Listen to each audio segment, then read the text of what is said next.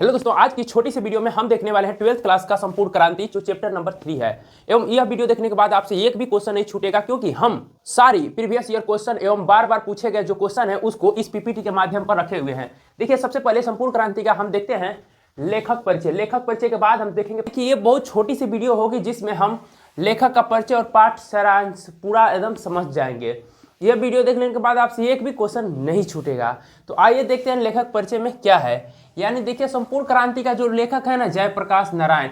देखिए, ये revision batch है, इसलिए हम थोड़ा इसमें फास्ट पढ़ाएंगे और वीडियो भी थोड़ा फास्ट ही रखेंगे। लेकिन जब आपको समझ में ना आए ना, तो इस वीडियो को अपने हिसाब से स्लो कर कर भी देख सकते हैं या पुनः इस वीडियो को देख सकते हैं। और अंत में इस पीपीटी का आप स्क्रीनशॉट ले सकते हैं या अभी भी ले सकते हैं और खुद से ऐसा पीपीटी आप बनाने की कोशिश करिए। देखिए, जब भी आप रिवीजन करते हैं ना, तो एक बार पढ़िए, फिर एक बार आप दिमाग में उसको सोचिए, फिर उसका आप एक पीपीटी बनाइए और देखिए कि हम कितना बना पाते हैं। इस तरह से रिवीजन कीजिए, आपसे एक भी क्वेश्चन नहीं छूटेगा और उस चैप्टर में आप मास्टर बन जाइएगा। तो आइए देखते हैं, जयप्रकाश इसका लेखक है। देखिए, इनका जन्म हुआ था 11 अक्टूबर 1902 में हुआ था और इनका निधन यानी मृत्यु कब हुआ था, तो 8 अक्टूबर 1979 में हुआ था। ये बात ध्यान रखना, यहाँ से भी क्वेश्चन पूछे जाते हैं। इनका जन्म स्थान देखिए सिताब दियारा था और एक गांव में इनका जन्म हुआ था, शहर में नहीं गांव में हुआ था।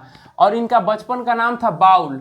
बाउल को हम जेपी भी कहते थे। जेपी क्यों कहा जाता है? देखिए, जयप्रकाश नारायण यानी जयप्रकाश को जय प्रकाश और प्रकाश से यहाँ से जेपी आया हुआ है इंग्लिश नेम से, तो जयप्रकाश जेपी। समझ में आ गया बात? देखिए, ये समाज के लिए अच्छा किए, इसलिए इन्हें लोकनायक का उपाधि भी दिया गया। तो लोकनायक का मतलब होता है लोग और नायक का मतलब नेता, यानी लोगों का नेता कौन है? जयप्रकाश नारायण। यहाँ से भी क्वेश्चन पूछा जाता है, इसको उपाधि में मिला था ये नाम। चलिए आगे देखते हैं, इनका माता का नाम क्या था। माता का नाम था फुलरानी देवी और पिता का नाम था हर्षु दयाल। यहाँ से भी क्वेश्चन पूछे जाते हैं। पत्नी का नाम था प्रभावती देवी। ये इनके पिता जो थे गांधीवादी थे। आगे जाकर ये भी गांधीवादी ही सिद्धांत पर ये संपूर्ण क्रांति भाषण को ये अप्लाई किए। ये एक आंदोलन बन गया था पूरी इंडिया में, जो इंदिरा गांधी उस समय प्रधानमंत्री थी उनके खिलाफ में। और यही क्रांति इंदिरा गांधी के गद्दी तक त्यागने पर मजबूर कर देता है। समझ में आ गया? इतना इस क्रांति में दम था। इसका नेतृत्व कर रहे थे जयप्रकाश नारायण। उसी का छोटा सा एक हिस्सा है संपूर्ण क्रांति, जो हमें चैप्टर नंबर 3 में पढ़ना है। संपूर्ण क्रांति ये एक भाषण है, इस बात को भी ध्यान रखना। आगे चलिए देखते हैं, इनका प्रारंभिक शिक्षा गांव में हुआ था। ये पटना में आईएससी किए थे, विद्यापीठ कॉलेज है ना, वहाँ से आईएससी का पढ़ाई किए थे। देखिए, उस समय असहयोग आंदोलन गांधी जी द्वारा चलाया जा रहा था, उस कारण से ये अपने पढ़ाई तक भी छोड़ दिए थे। ये प्रारंभिक शिक्षा गांव से किए और पटना से आईएससी किए। उसके बाद ये 1922 ईस्वी में इन्होंने अपने पढ़ाई को और आगे बढ़ाने के लिए ये कैलिफोर्निया चले गए। कैलिफोर्निया कहाँ पड़ता है? अमेरिका में। यानी पूछता है क्वेश्चन कि जो जयप्रकाश नारायण थे वो अमेरिका कब गए थे? 1922 में गए थे। यहाँ से ऑब्जेक्टिव क्वेश्चन पूछता है। ये कैलिफोर्निया विश्वविद्यालय से बीए की पढ़ाई किए हुए थे। अब आगे देखते हैं, और वहाँ पर जाने के बाद अमेरिका में उस समय लेनिन था। लेनिन रूस में था, लेकिन उसका प्रभाव पूरी दुनिया में था और मार्क्सवादी जो विचारधाराएं थी वो काफ़ी तेजी से फैल रही थी यूरोप के देशों में। तो उसके साथ साथ अमेरिका में भी इसका मार्क्सवाद का प्रचार बहुत काफ़ी होता था और वहीं से इनका पढ़ाई भी इन्होंने किया था और समाजवाद का भी पढ़ाई किए हुए थे। देखिए, ये अमेरिका से पीएचडी भी करने के फेर में थे, लेकिन उनकी माँ के अस्वस्थ कारण के कारण इन्हें वापस इंडिया आना पड़ा। उनकी माँ की तबीयत खराब हो गई, जिसके कारण उन्हें वापस इंडिया में आना पड़ा, वरना वो भी पीएचडी कर लिए होते अमेरिका के। प्रारंभिक शिक्षा गांव से और उसके बाद अमेरिका से। फिर यह सब शिक्षा ग्रहण करने के बाद वो पुनः आ गए राजनीति के क्षेत्र में। जब इंडिया में आए ना, तो राजनीति में आ गए। पढ़े लिखे व्यक्ति थे, समाजवाद भी जानते थे, मार्क्सवाद भी जानते थे, सबका जानकारी था इनके पास। तो यह सबसे पहले आए ना, तो कांग्रेस में शामिल हुए, क्योंकि कांग्रेस ही एक ऐसा दल था उस समय जो कि भारत की आज़ादी के पक्ष में काम करता था। ये एक बड़ा दल था जो कि इसके पावर इतना काफ़ी था कि वो अंग्रेजों से बात मनवाने में माहिर था, इसलिए इन्होंने सबसे पहले कांग्रेस में शामिल हुए थे। और देखिए, कांग्रेस में पूछता है क्वेश्चन कि जो जयप्रकाश नारायण है अमेरिका से आने के बाद वो किस दल में शामिल हुए? तो कांग्रेस दल में शामिल हुए। देखिए, सबसे पहले इन्होंने राजनीति में कदम रखा ना, 1929 में कदम रखे थे। देखिए, जब कांग्रेस में शामिल हुए और शामिल होकर कम्युनिस्ट में अपना एक पार्टी बना लेते हैं कांग्रेस में ही। देखिए, कांग्रेस सोशलिस्ट पार्टी का स्थापना करते हैं कांग्रेस में रहते हुए भी। आगे देखिए, और इन्होंने एक बार जेल भी हुआ इनको, ये भी क्वेश्चन पूछता है कि इनका सबसे पहले जेल कब हुआ था, तो 1932 में हुआ था। किस कारण से हुआ था? जो सविनय अवज्ञा आंदोलन चलाया जाता था गांधी के साथ ना, गांधी जी जो चला रहे थे, उसी के रीजन में इन्हें जेल हुआ था। कोई भाषण, ये थोड़ा क्रांतिकारी व्यक्ति थे, इन्होंने भाषण जब देते थे ना तो पूरा क्रांतिकारी उबल आता था लोगों के अंदर, इसीलिए इन्हें जेल भी हुआ करता था। देखिए आगे जाकर ये छात्र का आंदोलन का अपने नेतृत्व करते हैं 1974 में, और इस कारण से इनके फिर दोबारा जेल जाना पड़ता है। देखिए उस समय इंदिरा गांधी थी, उस आपात लगा था, और इनका जो बयान होता था, क्रांतिकारी बयान होता था, इसी के बदौलत इन्हें जेल की सजाएं सुनाई जाती थी।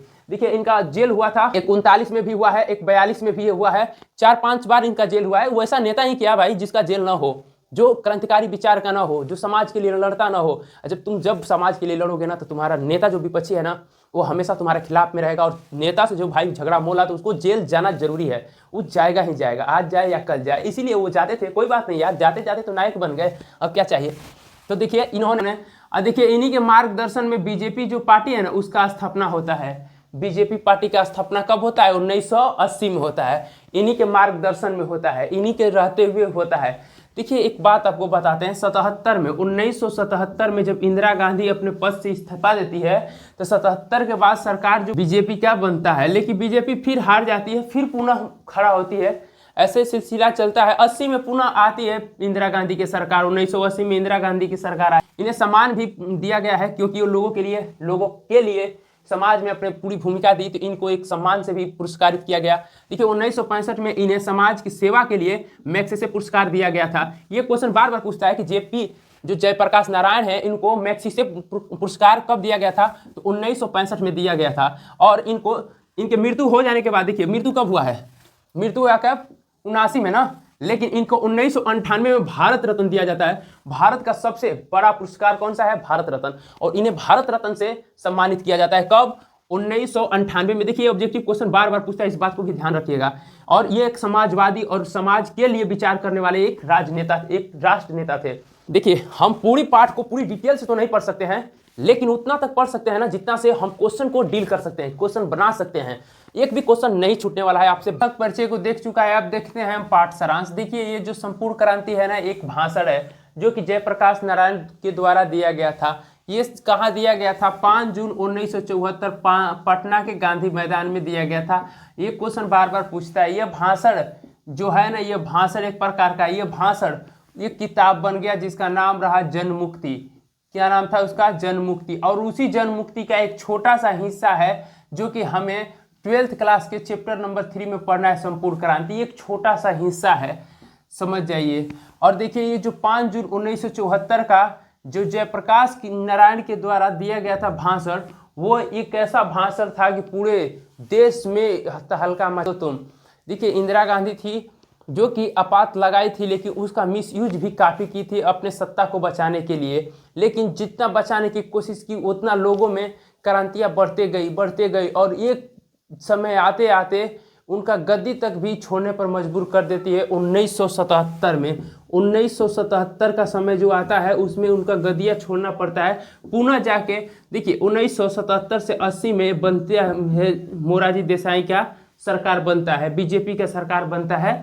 और देखिए यहाँ से 80 में फिर बनती है इंदिरा गांधी, क्योंकि उस समय नेता कोई था नहीं, तो सब सत्ता इन्हीं के हाथ में था। इनके जो केंद्र में पावर था वो काफ़ी ज़्यादा था, इसलिए वो मनचाहे जो भी चाहती थी कर देती थी। आपात एक रात में लगा दी, इतना पावर था। देखिए जो जयप्रकाश नारायण है इस भाषण में अपने लोगों को प्रेरित करते हैं और पटना का आलोचना भी करते हैं। एक घटना बताते हैं अपने से संबंधित कि हम एक दिन वेल्लोर जा रहे थे और बीच में गोयनकर जी के रूम पर रुक गए और वहाँ पर दिनकर जी भी आए थे, अय्यर जी भी आए थे और हमारा एक गंगा बाबू थे। हम 4-5 लोग बात करते थे वहाँ पर रात में, और उन्होंने तालियां भी हमारे बात सुनकर बजाई। दिनकर जी थे, अपने जो सीले कविते भी हमें सुनाए और कहानियां भी सुनाई जो कि इस देश को प्रेरित करती है। दिनकर जी बताते हैं कि अगर जयप्रकाश नारायण अगर तुम नहीं होते बिहार में तो बिहार जल गया होता अब तक। ऐसे ऐसे बातें होती है, लेकिन क्या करें, उसी रात दिनकर जी की हार्ट अटैक होती है और 3 मिनट में, केवल 3 मिनट में गोयनकर जी अपने रूम से दिनकर जी को हॉस्पिटल ले जाते हैं और पहुंचाते हैं, और हर हॉस्पिटल में सुविधाएं थी। ऐसा वहाँ के तारीफ करते हैं, कहाँ के, मद्रास के। लेकिन पटना की आलोचना करते हैं कि वहाँ 3 मिनट में व्यवस्था उपलब्ध थी, लेकिन पटना में 3 घंटा में भी नहीं होगी। ऐसे आलोचनात्मक भाषण देते हैं और अपने लोगों को उत्साहित करते हैं। वो बताते हैं कि इस भाषण के तहत कि हमारे जो लोग आ रहे हैं पटना, पूरे इंडिया से गाड़ी धर धर कर, ट्रेनें धर धर कर, उन पर क्या क्या अत्याचार हो रही है, जबकि हमारे लोग शांतिपूर्ण आंदोलन को रख रहे हैं, फिर भी उन पर अत्याचार हो रहा है। किनके कारण हो रहा है? तो इन नेताओं के कारण हो रहा है। और इन नेताओं जो हमारे मुंह पर चिकन चिकन बतियाते हैं, लेकिन पीछे से जनताओं पर यही प्रहार करते हैं। ये सब बातें रखते हैं इस चैप्टर में, और अपने एक जीवनी के बारे में भी बताते हैं। इन जीवन का संघर्ष भी बताते हैं कि जब हम पढ़ाई करते थे, तो पढ़ाई जब अमेरिका में हम गए थे करने, तो बर्तन भी मांजे, होटल में भी रहे, जूते भी साफ किए और बागानों में भी काम किए, और एक एक रूम में 2-2 लोग सोते थे और फिर पढ़ाई करते थे, कमाते भी थे। ऐसे से मैंने संघर्ष किया, लेकिन फिर भी लोग हमें अमेरिका के दलाल कहा। क्यों कहा? क्योंकि हम वहाँ मार्क्सवाद की पढ़ाई करते थे और